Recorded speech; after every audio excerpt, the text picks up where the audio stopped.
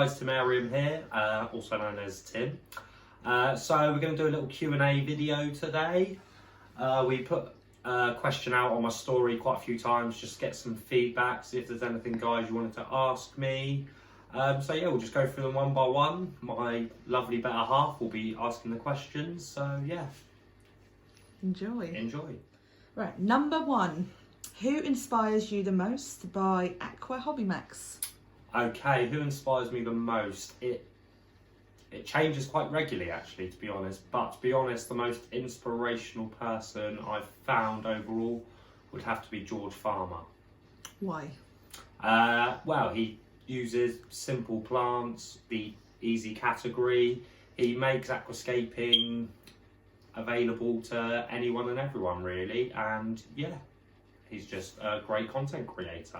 Number 2. Talk about the rule of thirds when deciding where to put a hardscape. Asked by Limited Edition Fish Keeping. Okay, thanks Limited Edition Fish Keeping. It's not your fault, you're a scammer, don't worry. Anyone from Portsmouth or Southampton will know what that means.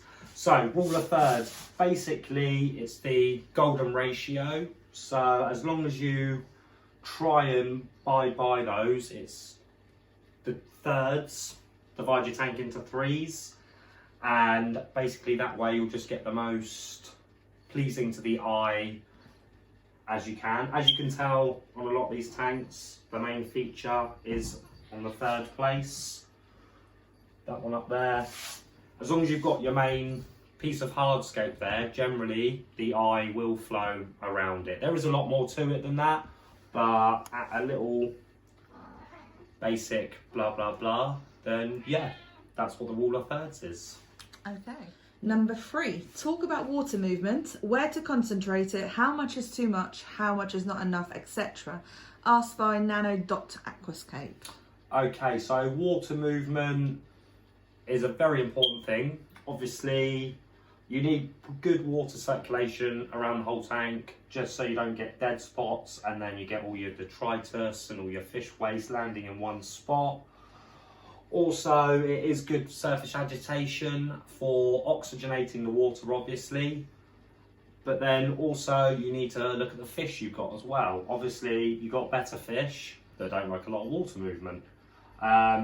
So the oxygen isn't really a problem for them because they have the labyrinth gland, so they can actually take oxygen from the top of the water. And because they've got such big fins, they do, if the flow's too much, they'll just get shot all around the tank, here, there and everywhere. Then you get some fish that love fast water, so you've got like rainbow fish. So really depends on the type of fish you're going to keep, but obviously good circulation is a good thing to keep everything moving so you don't get dead spots and waste build up in certain points. And for oxygenating the water, but other than that, it is really dependent on the fish you're trying to keep. Number 4. What scaping tools are essential for proper maintenance? Asked once again by Nano.aquascape. Okay, so tools for maintenance. Obviously, you've got your basics, scissors, tweezers, trimming plants, taking them out, replanting them, so on and so forth. Other things, I use a toothbrush, clean algae off rocks, getting all the corners, scrape all those down. A good sponge, again, just to clean off all the algae off the glass, off the rocks, so on and so forth. I also use acrylic cards to clean down the bottom without disturbing the sand too much. What else do I use? Siphon tube, obviously. A bucket to put all the water in. A net as well, just so you can get all the bits of plant and debris that are floating around. And yeah, that's about it, I think. And water conditioner when you refill your tank. Number 5. How do you get started on a budget? By the lovely Hannah Cheney. Okay, starting on a budget. The hobby is as expensive as you make it. If you want to go all out, all singing, all dancing, highlights, CO2, big massive tank, it is going to cost you a lot of money. But it doesn't have to.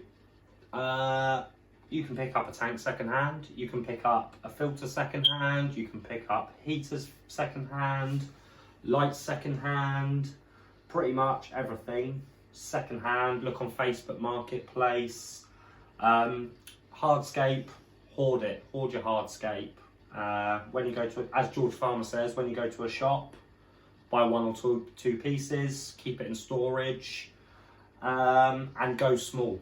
That is probably the best way to start. The smaller you go, the less stuff you need to put in the tank, so therefore it is going to be cheaper. And it's good practice as well, isn't it? And good practice, yeah. Anything else? That's it. Okay, so going back to that question, on the tanks, I mean, you can get a bigger tank. I did have a 180 litre community tank, which I got off Facebook for free in the end.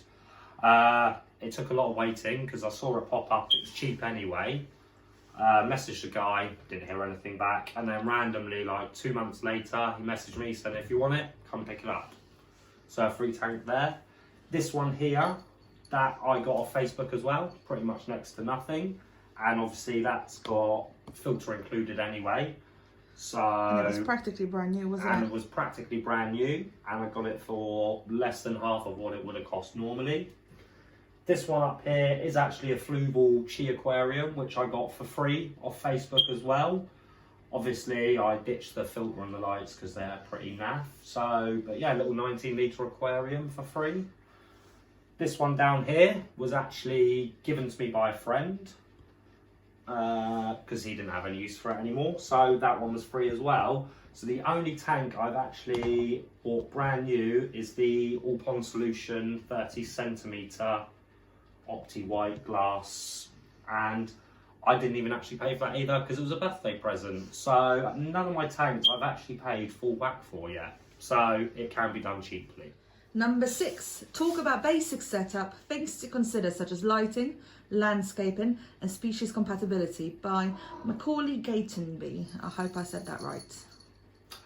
Okay, so when you're first setting up an aquarium, the worst thing you can possibly do is get the aquarium set up and then go and buy a fish without thinking it through, because 9 times out of 10 you're going to pick a fish that isn't suitable for the aquarium. So when starting up, first thing you want to do is think of the fish you have in mind, really.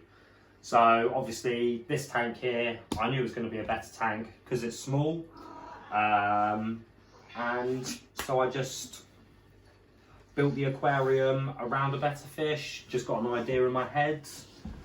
Always plan it, plan. Every aquarium I've done, apart from this one down here, the community one, which was a rescape, have all been planned, especially this one here. I was actually thinking about it for months and months.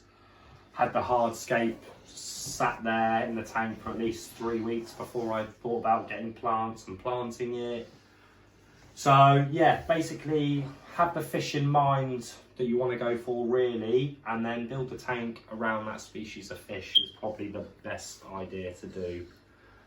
I broke the rule with this one because the tank just popped up on Facebook, so I went and got the tank, decided what style of scape I wanted to go for, and again just sourced everything, still planned it out once I knew what I wanted, and yeah, went from there. Number 7, do you really need soil substrate? I read somewhere that they can let off ammonia by @iso.pets. Okay, so soil substrate, if you're going to go for plants, most definitely you do need soil substrate. I mean, there are the easy category plants that you won't need substrate for, or epiphyte plants. So you've got like the ferns, which is here, and down here. The epiphytes obviously attached to rock and wood. But if you're going to be planting any plants, I mean, you can go the easy category, not have soil, but for the best results you do need proper planted aquarium soil. Yes, some of them do contain a lot of ammonia. I think the ADA ones are do have quite high levels, so it's a lot of big water changes at the beginning. I only use Tropica aquarium soil. It doesn't contain a lot of ammonia. George Farmer swears by it, so as he is my main inspiration, I've always used Tropica aquarium soil. Price wise, it's very reasonable as well. Yes, it is expensive, but I don't really never had ammonia spike issues at all. But in the beginning, the first 2 weeks of the setup, you're going to be doing a lot of water changes anyway, so you're going to dilute that and get that out of the system. Can you talk about water changes? I mean, if you set up a tank, how many water changes do you do daily, weekly? Okay, percentage? So without mentioning them again, I followed George Farmer's rule of water changes with the new tank setup. So first week, minimum 50% every day. Second week, every other day, 50% minimum again. And then the third week, you sort of go to twice a week, and then after that, sort of once a week. But it does depend on your aquarium. Like this 30 centimetre cube here, I got to the 4th week, tried doing a weekly one, and it just wasn't enough water changes. So I went back to doing twice a week on that one. My big community tank down here, I do only do that once a week now, and that's fine. Really, and I do 50%, and I really only change the water for that, just for the plants. It's well established filter. That filter's been going well over a year now, so I even take filter media out there for my new tanks when I want to get a fish straight in, which I did with this one today. Just took some of the media out in a sock, chucked it down the back, well, a pantyhose sock, chucked it down the back and added a bit of beneficial bacteria, and yeah, good to go. Number 8. What is the best conditioner for water changing, etc.? Asked by Ginger Ninja Cuts. Okay, shout out to Ginger Ninja Cuts. He's a good man. Wait to see his first proper scape that he's going to be doing. So, water conditioner. They all pretty much do the same job. Not all of them remove all of the harmful elements in the water, so you want to make sure it does take out chlorine and chloramine. Generally, I use the Fluval because you get good dilution out of it.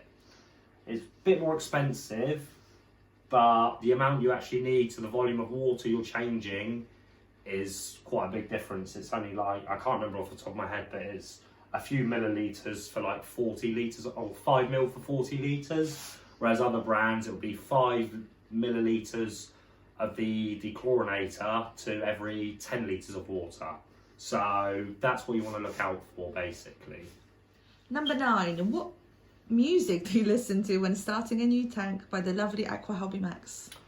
Okay, so when starting a new tank, my choice of music might be a bit unpopular here. I'm very into my hardcore, hard dance, gabba music. So yeah, I literally get Spotify up or find a playlist I got on my phone and then bang out some hardcore and hard dance. I saw you tapping your foot during the water change yesterday to a bit of hardcore. Exactly, there we go. I've got videos for proof. Oh, And last, number 10. What made you get into aquascaping by Miss Saftrug, which is me? Okay, so what got me into aquascaping? So when I was younger, I did have a guppy tank. That all kind of went a bit horribly wrong due to a cat. So yeah, I did have guppies when I was younger. Can't remember what size the aquarium was, but basically the cat jumped into the tank eventually, and then my mum decided to give the fish away because can't get rid of a cat, really, can you? I wouldn't get rid of my fish now. And then didn't really think about fish at all. And then it was about 3 years ago, going through a bit of a hard time in my life, probably the hardest time I've ever had in my life. And I came down with severe depression, anxiety. So before I got any professional help, as they say, just started watching videos on YouTube, found these aquascaping videos, very relaxing, and then I just thought I'd get my own tank, and it all went from there really, and just really helped me focus on something when I wasn't busy at work. And when you're there doing tank maintenance, looking at your tank, sorting things out, planning a new one, you just kind of forget everything else that's going on and you're just sort of in the zone with your tanks. So yeah, and that's 3 years ago why I got back into the hobby. And you always say fish saved your life. Thank you. Yes, as King of DIY Joey says, fish keeping saved his life, and it did save my life pretty much. Gave me something to focus on in my darkest moments. And you've come a long way as well. Yes. I remember those first aquascapes. Yes. The aquascapes weren't great to begin with. So yeah, thanks for watching. Thanks for all your questions. Hope you liked the video. Obviously, I'm no master aquatic person, so don't take what I say for gospel, but it's just my experience and what I know. And yeah, see you soon. Thanks for watching. Right, don't laugh because you'll make it worse. Hi guys, Tim Ariam here. So we're going to do a little Q&A video.